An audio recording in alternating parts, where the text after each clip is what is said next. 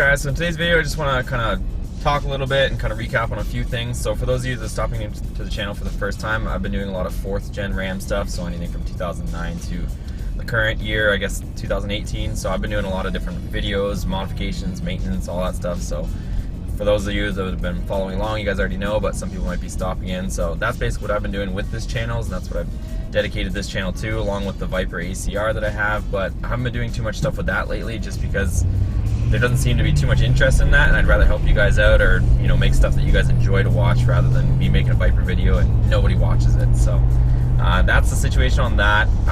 As far as the 2019 Ram, I know that's kind of like beating a dead horse at this point. There's a million videos out there, a million pictures. I put out a couple just on the information that I had. I know there's people that are actually in Detroit at the auto show, and those people are going to be obviously able to give you the best information, and they're sitting on the floor with Ram and being able to discuss some of the subjects and some of the changes that are on that truck. As far as some of the stuff that stands out for me, I think the truck looks great, but only in the color matched schematic and the Rebel schematic. So that blacked out one that they showed and that Rebel one, I think those both look good, but as far as just the regular ones with the chrome bumpers, I think those look a little bit strange, to be honest with you. So that's just my personal opinion. But the interior, of course, I don't think anybody can argue. The interior with that 12-inch Uconnect screen is phenomenal. I would love to have that in my own truck. I have the 8.4 right now in this 2014 Ram that I have, and I've been modding, as you guys know. So I think that's going to be an awesome change. And some of the other things that I want to touch bases on is they only showed the 2 engine packages, of course the V6 Pentastar and the same Hemi with the same horsepower rating as the current one, the 395. So that, I'm surprised they didn't do any refresh on that, but I wouldn't be surprised if they got some cards in their back pocket, because usually if you follow the trend of what Ram has usually done, they usually come out with a new chassis, whether it's the 3rd gen or the 4th gen. They usually come out with it and they basically leave it as is for probably about 3 years or so. For example, 2002 they came out with the new 3rd gen body, and then it wasn't until 2006 that they actually gave it a facelift and started doing some other stuff as well. So, and then if you follow the 4th gen, basically 2009 they came out with that model. People weren't sure how they felt about it, and then it wasn't until 2013, I believe, that they actually gave it another facelift and projector headlights and LEDs, and that's when everybody started to become a fan of this thing. So I think, and also they added the 8-speed in 2013 as well, active shutters, they did a bunch of stuff. So, and that's when this truck really became popular, if you look at their sales trends and that sort of thing. So I think we're going to see the same thing happen with this generation of truck, the 5th generation of truck, where you'll see them refresh it after a few years and do some stuff like that. As far as me and the channel, I don't think I'm going to get one of those 5th gens immediately, because to be honest, if I got one of those trucks, there's going to be already a million reviews out there, and there's not going to be that much aftermarket support for those things initially anyways for the first year. So I mean, if you buy the truck, or for anybody that buys that truck for matter, you're just going to be watching a video of them driving around a bone stock truck, or not really doing much to that truck. So I'd rather wait until it's a couple years in, maybe some other people that are following along actually have one, and you can start modding it and having some fun with it. But I think until then, most of you guys have these 4th gen trucks, so I'm going to stick with this 4th gen, mod it for you guys, make this a fun truck, and I think you guys are probably going to keep your 4th gens for a while too. So I think that's probably the best approach to make this channel fun and make it enjoyable for everybody. But let me know what you guys think in the comments below, and see what we can make happen. And let me know what other vehicles you guys are interested in too, because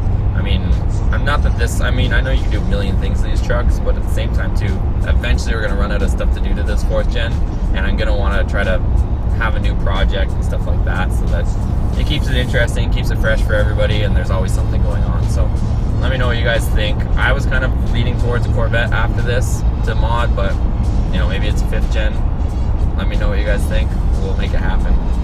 So, and let me know how you guys are enjoying the content so far, as far as the mods, the little LED stuff that I've been messing around with. I've just been trying to improve little things that have been not wrong with my truck, but just lacking. Like those LEDs were kind of pathetic, and I think the LEDs should have been done throughout the whole truck and not just certain portions or aspects. And of course the headlights suck on these truck. Even when you upgrade the bulbs, they're still not the greatest. If you really wanted to do it, there's a company called Retrofit or something like that, that basically they take your headlight, dismantle it, put better components in it, and then give it back to you. So I would recommend doing something like that if you really need good light output. One interesting thing to mention on that new Ram is they only released the 2 engine packages, but they did say that there's going to be an Eco Diesel coming out. They flashed it briefly on screen, and they said that there's going to be new improvements on the Eco Diesel for the 1500. So, and they were claiming that it's going to be best in class. So I know some of the other brands are coming out with their diesel versions, but Dodge is claiming, or not Dodge, you guys are going to get mad. Ram is claiming that they're gonna have the best one. So I know some people are giving me a hard time when I refer to these 4th gens as a Dodge, but from 2009 until like 2010 or 11, the 4th gen was a Dodge Ram, and then now it's just a Ram 1500. So whatever, who cares? You guys all know it's the same company anyways. So and I also have a 2005 Dodge SRT10, and I have, my old man has a 2005 Dodge Ram 1500 Hemi, but of course they're all made from the same place, same company, so that's why I always say Dodge. So I am a little bit shocked that they didn't do anything to the 5.7 liter as far as the horsepower and torque rating. I know that the electric 48 volt assist is going to boost those numbers up a little bit, but the actual physical engine itself isn't producing any more power, which I thought they would have done something with it, because they could have easily done something with it, and they decided not to. And the only time that power is going to come and kick in, is according to the research that I've done or found, is it's only going to come in off the light. Is the only time that electric motor is going to give you that extra horsepower and torque, and it's only going to be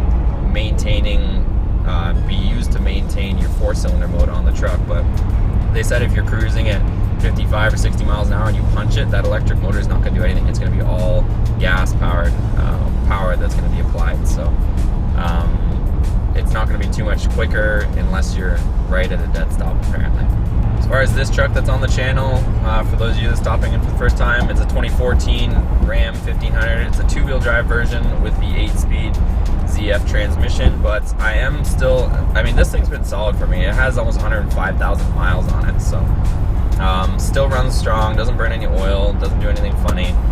There's been a couple quirks that you guys have seen, you know, the lights flickering, my headlight switch went out on me, but for the most part, no major issues. So I am still considering supercharging this if I do keep it around, but I think that'll be a fun addition to the vehicle, make it a lot more fun, and, you know, give you guys some cool content. And I don't know, I think it would be pretty cool to actually supercharge this. But let me know what you guys think in the comments below, or other ideas for the truck. I'm not going to lift it.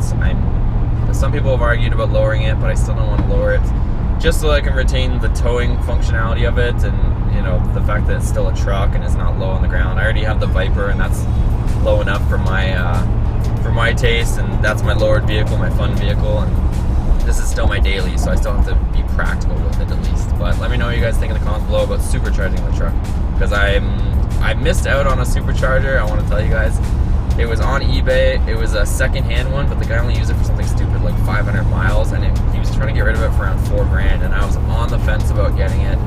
I almost purchased it, but I didn't, and now I'm kind of kicking myself that I should have got it, because I think that would have been a fun thing to do and a fun thing for the channel too. But I think I'll still make it happen, but I'm just kind of keeping my eye out, hoping somebody trades in their truck and takes the kit off, and then I'll buy it for this, because as you guys know, I'm always trying to do stuff to the truck and, you know, keep it on a budget, and keep it practical for both myself and for you guys that are watching too, that, you know, you're not going to necessarily go and drop $6,000 to $10,000 on your truck, you know, just for fun. So I want to show you guys, you know, that hopefully if I can get my hands on one, but that's my idea. Let me know what you think. For those of you guys that haven't seen my truck, here's what it looks like, and I'll run a short clip right now.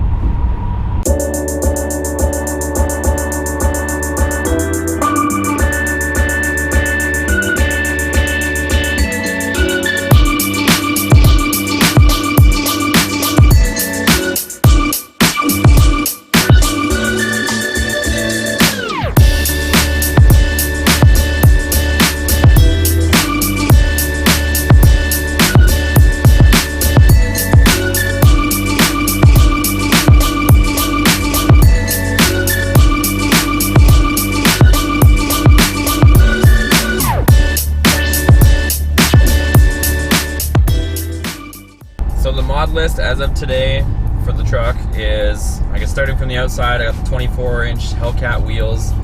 Those are 24 by 10 inch, and they have an 18 plus 18 offset. Tires are 305 35 24s. What else is done to the outside? We have the LED Hikari low beam kit. We have, it's actually called like Good Father or something like that. I got a eBay LED or not HID kit that I put in the fog lights, and they were CAN bus compatible, and those were like 40 bucks shipped. So those have been working so far. If you guys are interested, let me know. I'll put the link to the ones I got, but I think there was some name off eBay called like Good Father. So I got those lightings.